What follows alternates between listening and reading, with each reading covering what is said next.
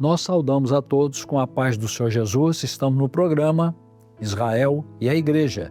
No episódio passado, falando das considerações do apóstolo Paulo a respeito dos dois povos, Israel e a Igreja. Agora nós vamos fazer uma remissão à vida de Israel para saber qual é a origem de Israel. Nós vamos começar com os filhos de Isaac, Esaú e Jacó. O texto que nós vamos ler está quando Isaac orou a Deus porque sua esposa Rebeca, ela era estéril, não podia ter filhos. E a palavra diz assim: Isaac orou instantemente ao Senhor por sua mulher, porquanto era estéril. Estou falando em Gênesis, capítulo 25, verso 21 e alguns versos seguintes. E o Senhor ouviu as suas orações. Abrindo um parênteses, como é bom orar a Deus, como que Deus ouve as orações dos seus servos. Fechando parênteses. E o Senhor ouviu as suas orações e Rebeca, sua mulher, concebeu. E os filhos lutavam dentro dela. Os filhos, então, eram 2. Então disse: se é assim, por que sou eu? Assim, e foi perguntar ao Senhor. E o Senhor lhe disse, profecia, hein? 2 nações há no teu ventre, e 2 povos se dividirão das tuas entranhas, e um povo será mais forte do que outro povo, e o maior servirá ao menor. Eles nem tinham nascido ainda, então o Senhor obrigou isso a acontecer? Não, não foi assim. O Senhor vê o presente, o passado, o futuro, já comentado antes, agora com mais propriedade. Então, o Senhor que viu a vida deles sem interferir, como eles iriam proceder, o Senhor já sabia que Esaú, que era o primogênito, cujas promessas estavam sobre ele não iria andar na presença do Senhor, ele ia se desviar, e que Jacó ia permanecer fiel. Por isso, o Senhor fez a profecia a Rebeca, porque haveria um momento que ela precisava tomar uma ação, e diante da profecia, ela saberia como agir, como nós vamos ver logo adiante. E nasceram os gêmeos. O primeiro era ruivo, cheio de pelos, por isso seu nome se chamou Esaú. Significa peludo. E depois saiu seu irmão. Então Esaú nasceu primeiro, ele era o primogênito. Sobre ele estavam as promessas de Deus, a porção dobrada dos bens físicos e também a promessa da bênção espiritual, de ser o representante do povo de Israel, depois de Isaac, o patriarca. E depois saiu seu irmão agarrada sua mão no calcanhar de Esaú. Por isso se chamou seu nome Jacó.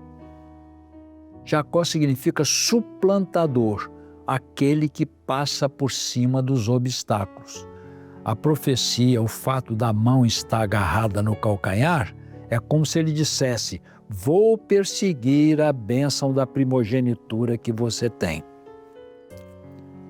E cresceram os 2 meninos.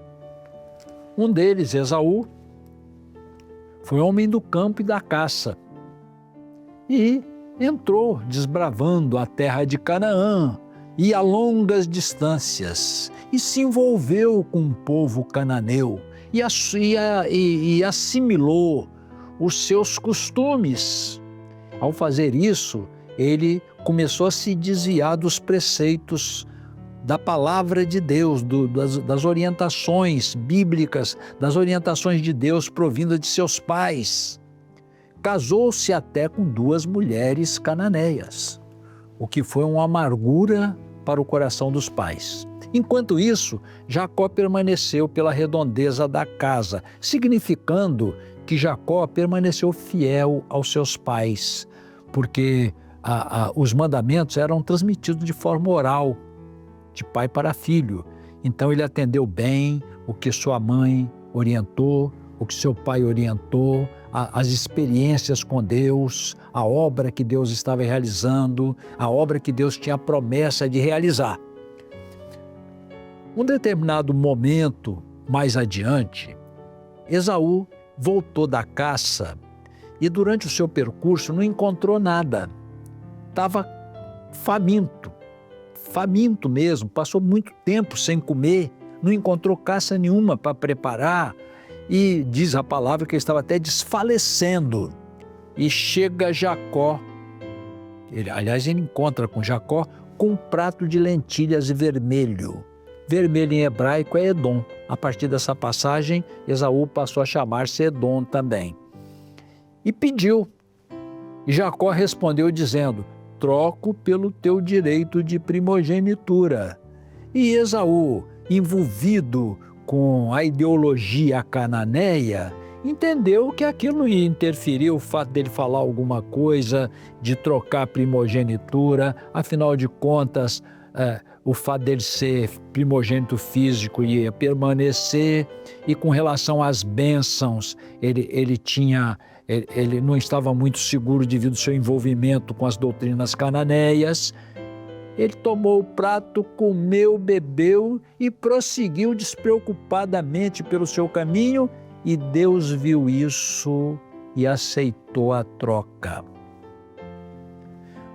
De forma que Esaú foi profano, porque ele creu mais, as suas convicções estavam mais mundanas do que nas bênçãos celestiais. Passado algum tempo, chegou o momento em que Jacó, aliás, muito tempo depois, não enxergava mais. Entendeu que podia morrer a qualquer momento. Aliás, viveu cerca de 20 anos a mais depois dessa passagem. Entendendo que chegou o momento de designar o seu sucessor, que de acordo com as tradições era o primogênito carnal, chamou Esaú para abençoá-lo. E Isaac gostava de Esaú, porque ele também gostava da caça como Esaú gostava. E chamou Esaú e disse: meu filho, vai ao campo, busca uma caça, prepara um guisado do jeito que eu gosto, que eu quero comer para te abençoar depois. Essa bênção era chamada a bênção patriarcal, em que o pai orava pelo filho, transferindo o seu patriarcado, ele como representante do povo, para o filho mais velho, que na sua concepção era exatamente Esaú. E a palavra do pai tinha valor diante de Deus. Mas Deus preparou tudo. Saiu Esaú para a caça, foi longas distâncias, demorou. Enquanto isso, Rebeca, diante da profecia que ela tinha de que o maior serviria o menor, chama Jacó e diz: preparou um guisado do jeito, matou 2 cabritos, preparou um guisado do jeito que Isaac gostava, e ela sabia preparar, e disse: meu filho, entra diante do seu pai, leve esse guisado. Tomou a capa de gala de Esaú, colocou sobre Jacó, e Jacó temeu com aquilo, e ela disse: faz o que eu mando. Ela é tipo da igreja, cumpre a palavra do Senhor, faz o que a obra de Deus está mandando. Ele disse: eu sou homem liso e meu irmão é peludo. Ela tomou da pele do cabrito, colocou sobre as mãos e o pescoço, as 2 partes que ficavam de fora das roupas. E ele chega perante o pai, Isaac. E quando ele disse: eis aqui, meu pai, ele falou: vem cá. É você mesmo? Ele não enxergava. Apalpou as mãos, pegou no pelo do cabrito e disse: a voz é de Jacó, mas as mãos são de Esaú. E abençoou a Jacó com todas as bênçãos que tinha que abençoar. Uma observação: o que nos faz aceitos pelo Pai são as vestiduras de salvação da pele do Cordeiro que morreu por nós através do sangue do Senhor Jesus, nós que estávamos longe, chegamos perto. Nós que éramos separados de Deus, chegamos à presença de Deus e nós somos aceitos perante o Pai Celestial como primogênitos pelo sangue do Cordeiro, simbolizado pela pele do cabrito e pelo guisado, ou seja, pelo sacrifício do Senhor Jesus por nós. Saiu Jacó, entrou Esaú. Tomou ciência do que aconteceu, chorou amargamente, mas não achou lugar de arrependimento, diz a palavra. E disse assim: meu pai morrendo, eu mato Jacó. Diante daquela ameaça, os pais mandaram que Jacó fosse lá em Harã, lá no norte de Israel, pelo lado acima da Síria, na Mesopotâmia, na região da Mesopotâmia, onde moravam os parentes de Abraão, e que tomasse uma esposa de lá, e que não tomasse esposa do povo cananeu. Vamos falar disso melhor no episódio que vem. A paz do Senhor a todos.